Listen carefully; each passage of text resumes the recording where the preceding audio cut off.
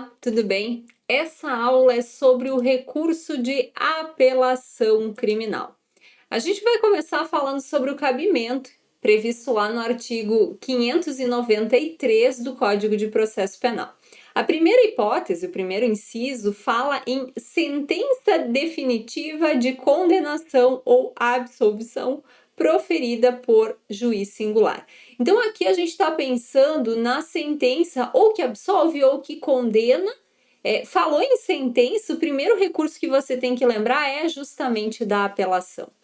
Essa é a hipótese que a gente mais usa a apelação e ela pode ser usada tanto pela defesa quanto pela acusação. A segunda hipótese, eu costumo dizer que é aquele inciso aberto, porque diz assim: das decisões definitivas ou com força de definitivas proferidas por juiz singular nos casos não previstos no capítulo anterior. O capítulo anterior é o capítulo que prevê o recurso em sentido estrito. O recurso em sentido estrito é uma lista fechada, tem hipóteses taxativas.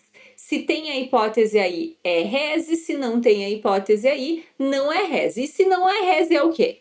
Apelação. Se couber recurso, né, e a decisão tem força de definitiva, eu vou usar a apelação aqui pelo inciso 2. Lembrando, eu sempre vou ter que citar artigo e inciso, a linha, parágrafo, enfim, que embasa exatamente aquele recurso. Então, eu vou embasar no 593, inciso 2 do Código de Processo Penal, aquelas situações remanescentes. Por exemplo, eu fiz um pedido de restituição de um carro, veio a decisão foi indeferindo. Como é que eu ataco essa decisão? Bom, ataco por apelação e essa decisão não é nem condenatória, nem absolutória, então eu uso não o inciso 1 e sim o inciso 2 aqui previsto. Depois a gente tem um inciso terceiro, que aí vai falar especificamente de decisões do júri. Então eu vou apelar, eu posso apelar das decisões do júri quando, primeiro, tiver uma nulidade depois da pronúncia. Se tiver uma nulidade no plenário do júri, por exemplo, eu posso atacar mediante apelação e a base legal está aqui. B. A sentença do juiz presidente for contrária à lei expressa ou à decisão dos jurados. Então, imaginem que o jurado tenha reconhecido uma atenuante, uma minorante, que o juiz não aplicou na sentença. Eu posso usar esse inciso aqui dizendo que a sentença do juiz foi contrária à decisão dos jurados. Numa situação mais absurda, né, o jurado absolveu e o juiz condenou ou vice-versa, a gente também vai usar esse inciso e a linha. C. Quando então houver erro ou injustiça no tocante à aplicação da pena ou da medida de segurança. Aqui vamos imaginar que o juiz calculou a pena, fez a dosimetria de forma totalmente inadequada, né? Não seguindo os parâmetros do STJ. Eu posso fazer apelação e o fundamento é esse.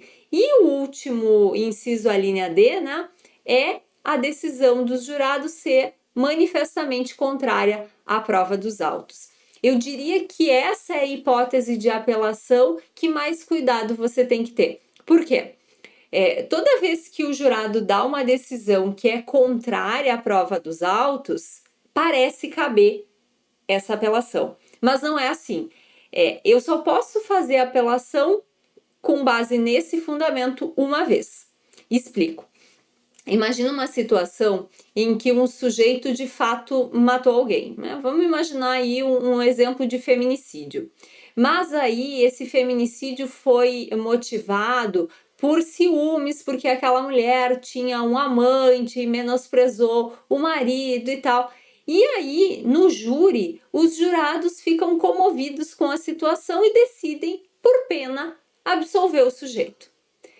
Bom, tinha prova para condenar, mas o jurado decidiu absolver, ele está no direito dele.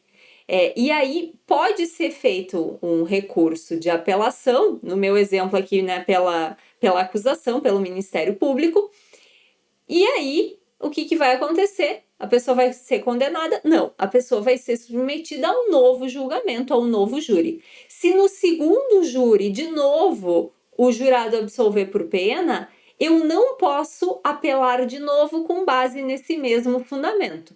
Eu vou poder usar os outros, né? Erro no cálculo de pena, nulidade, enfim. Mas esse fundamento ele só pode ser usado uma vez. E o efeito, portanto, não é condenar o sujeito ou absolver, né? Enfim, não é a decisão contrária, e sim submeter a pessoa ao novo julgamento, ao novo júri. Por que isso? Porque a decisão do júri é uma decisão soberana. Em relação às outras hipóteses, né? Em especial B e C, se a gente tiver erro na aplicação da pena, por exemplo, o tribunal pode simplesmente aplicar a pena certa. E aí eu não preciso submeter aquele acusado a um novo julgamento. Basta ajustar, corrigir a pena aplicada. Então, os efeitos e os pedidos, consequentemente, vão ser diferentes conforme o fundamento da apelação. Depois aqui, falando um pouco sobre a interposição. A interposição da apelação ela pode ser feita tanto por petição nos autos, quanto por termo. Petição, então, pensa aí no advogado, no promotor que vai fazer uma petição escrita dizendo que está apresentando a apelação com base no artigo tal, inciso tal.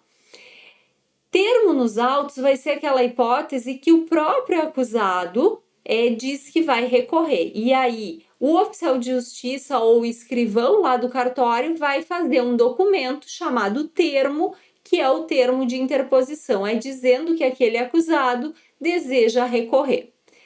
Depois disso, tem a apresentação das razões. Então, se eu tenho a interposição feita por termo, depois o advogado ou defensor vai ser intimado para apresentar as razões, que é propriamente a fundamentação técnica. Então, o acusado ele pode sim interpor, mas ele não pode dizer as razões pelas quais ele está apelando. Quem diz isso é o advogado dele. Lembro aqui que para interpor a apelação eu preciso de algum tipo de sucumbência. Se eu não tive nenhum prejuízo, eu não tenho como apelar. De regra, a interposição da apelação vai ser feita em até 5 dias. A exceção é o GCRIM, que aí o prazo é 10 dias e eu tenho que juntar junto já as razões, né? Eu tenho que apresentar junto já as razões no GCRIM. Então, é um prazo só. E ela é endereçada para o juiz da causa. Então, o juiz de primeiro grau que proferiu a sentença é o juiz que eu vou endereçar a minha apelação. Diferente é o caso das razões e contrarrazões, que aí eu não vou endereçar ao juiz da causa, eu vou endereçar ao tribunal, que pode ser o Tribunal de Justiça ou o Tribunal Regional Federal, conforme a competência seja ou da Justiça Estadual ou da Justiça Federal. O prazo para apresentar as razões vai ser um prazo de 8 dias e depois a outra parte vai ser intimada, então, para apresentar as contrarrazões, justamente para garantir a dialeticidade do recurso. A jurisprudência dos tribunais superiores entende que se as razões e as contrarrazões forem apresentadas fora do prazo, isso seria uma mera irregularidade, porque a tempestividade ela é verificada no momento da interposição e não no momento da apresentação das razões. O que eu já falei, então, sobre o endereçamento C para o tribunal. Com isso, a gente termina essa aula sobre apelação. Eu espero que você tenha aproveitado e até mais. Tchau!